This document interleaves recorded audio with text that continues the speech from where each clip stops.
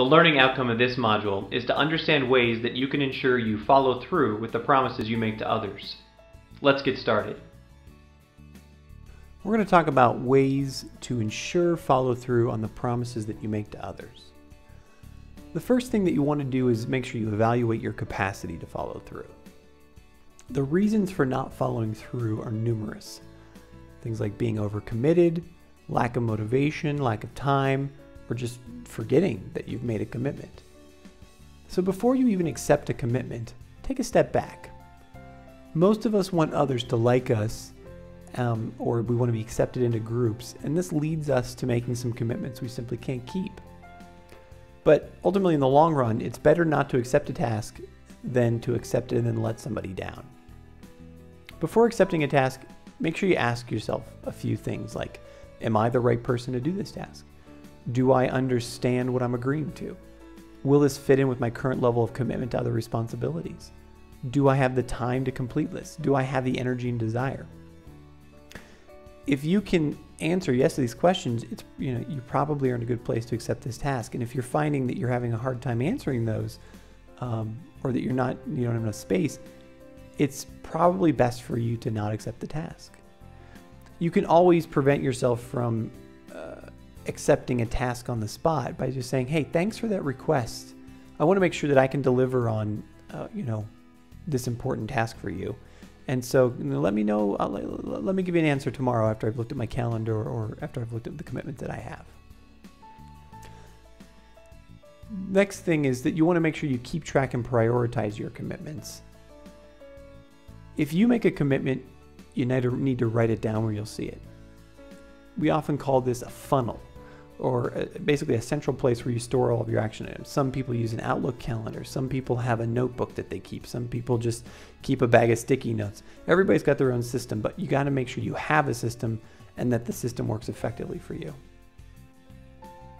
You need to write down every task you'll need to do and assign an estimated amount of time to complete it. And then add time to that, add time to the amount of time you think is going to be, so that you're always under promising and over delivering. Make sure you don't confuse activity with results. You need to make sure that you're showing up with the result of the task that you need to complete, rather than just doing things or just getting, just sort of having activity going on. Make sure you split your work into things that you must complete, what you should complete, and what can wait. And then rank your task according to urgency and importance. Things that are urgent and important get done first, and things that are non-urgent, important get done second. And then you don't really waste your time doing non-urgent, non-important items. And really, if you can, you want to delegate the urgent, unimportant ones to other people. Next, you want to find the resources you need to make a project successful. After you've prioritize your tasks and you know what needs to be done, you need to make sure you secure the resources to get it done. You need to identify the right people, if there's any that you need to have on a team to get something done, and then match them to the tasks that you've identified so that they can successfully complete those tasks. When you bring these people into your team, you need to set clear goals for those people and then give concrete measures of success or concrete visions of what success look like, so that they can not only complete their task, but then also make sure that they understand how their task fits into the whole project. Next, you want to think about the non-people related resources you need for a project, if any, like time or money or software, equipment, tools, permission, these kinds of things. Make sure that you make a list of what you have already and what you don't have, and then brainstorm how you can use what you do have in the best way. If you can always ask yourself things like, if you don't have something, how can you get it? Or can I trade something for it? Or is there a way that I can work around it? You should always try to identify a creative way to get what you don't have, or find a creative solution to work around what you don't have so that the project can be completed successfully. Next, you want to consider procrastination. There are many reformed procrastinators who report that they found their tool for following through simply by trial and error. When you have a task to complete, don't put it off. Set aside 20 minutes in the next 24 hours to work on it uninterrupted. Then block off that time on your calendar. You'll usually find that if you can take baby steps, these little chunks of time, you start to gain momentum and you feel more and more confident about getting that task done.